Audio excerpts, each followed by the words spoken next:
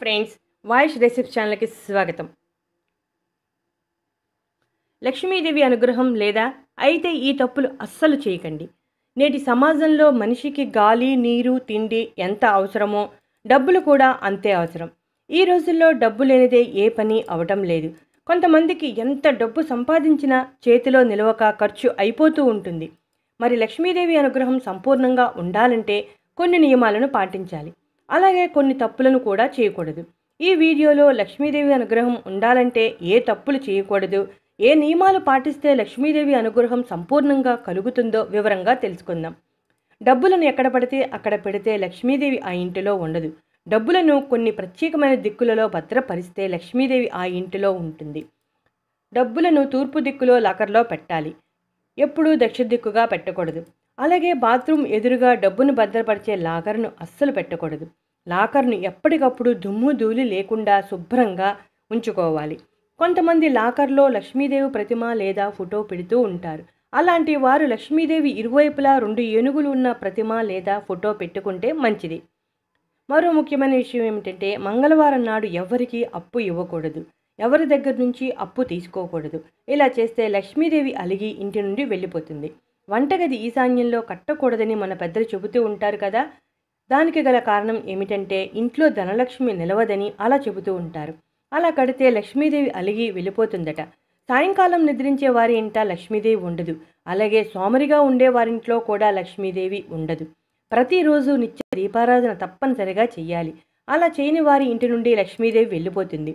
ఇప్పుడు లక్ష్మీదేవి అనుగ్రహం ఉండాలంటే ఎటువంటి తప్పులు చేయకూడదో తెలుసుకున్నాం కదా.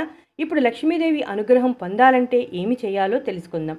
బంగారం లేదా వెండితో చేసిన నాణాన్ని పూజ గదిలో పెట్టుకోవాలి. ఆ నాణంపై లక్ష్మీదేవి, వినాయకుడు ఉంటే చాలా మంచిది. తామర పువ్వుతో లక్ష్మీదేవిని పూజిస్తే ధనలాభం కలుగుతుంది.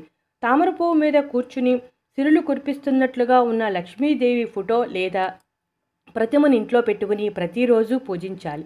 ఇలా చేస్తే శ్రీ సంపదలు కలగటమే కాకుండా ఇంట్లోని వారందరికీ అంతా మంచే జరుగుతుంది. ఓం శ్రీం నమః అనే మంత్రాన్ని రోజు 11 సార్లు పఠిస్తే లక్ష్మీదేవి అనుగ్రహం కలిగి ఆర్థికపరమైన ఇబ్బందులన్నీ తొలగిపోతాయి. ఏదైనా దేవాలయానికి వెళ్ళి రావి చెట్టు నుండి రాలిపడిన రావి ఆకును ఇంటికి తెచ్చుకుని శుభ్రంగా కడిగి సింధూరంతో ఆ ఆకుపై హ్రీం అనే అక్షరం రాయండి. ఈ ఆకును దేవుడి గదిలో ఉంచి ఆ తర్వాత శనివారం ఆ ఆకును రావి చెట్టు దగ్గర ఉంచి మరో ఆకు తీసుకొచ్చి మళ్ళీ ఇదే విధంగా చెయ్యాలి. ఈ విధంగా 4 శనివారాలు చేస్తే ఆర్థిక బాధలు తొలగిపోయి సంతోషం ఉంటుంది. శనివారం రోజు రావి చెట్టు దగ్గరికి వెళ్ళేటప్పుడు 1 గ్లాసు పాలల్లో చిన్న బెల్లం ముక్క వేసి తీసుకువెళ్ళాలి. ఆ పాలను రావి చెట్టు మొదట్లో పోయాలి. ఆ పాలతో తడిచిన ప్రదేశంలోని మట్టిని కొంచెం తీసుకుని బొట్టులా పెట్టుకోవాలి. ఈ విధంగా చేస్తే వారింట్లో లక్ష్మీదేవి అనుగ్రహం ఎప్పుడూ ఉంటుంది. లక్ష్మీదేవి అనుగ్రహం ఉంటే ఏ తప్పులు చేయకూడదు. అలాగే లక్ష్మీదేవి అనుగ్రహం కోసం ఏమి చెయ్యాలో వివరంగా తెలుసుకున్నారుగా ఫ్రెండ్స్. మీరు ఈ వీడియో ఫాలో అయితే జీవితంలో సిరి సంపదలతో సుఖ సంతోషాలతో ఉంటారు. లక్ష్మీదేవి అనుగ్రహం పొందండి. ఇటువంటి ఇంట్రెస్టింగ్ టాపిక్స్ కోసం మా ఛానల్ని సబ్స్క్రైబ్ చేయండి.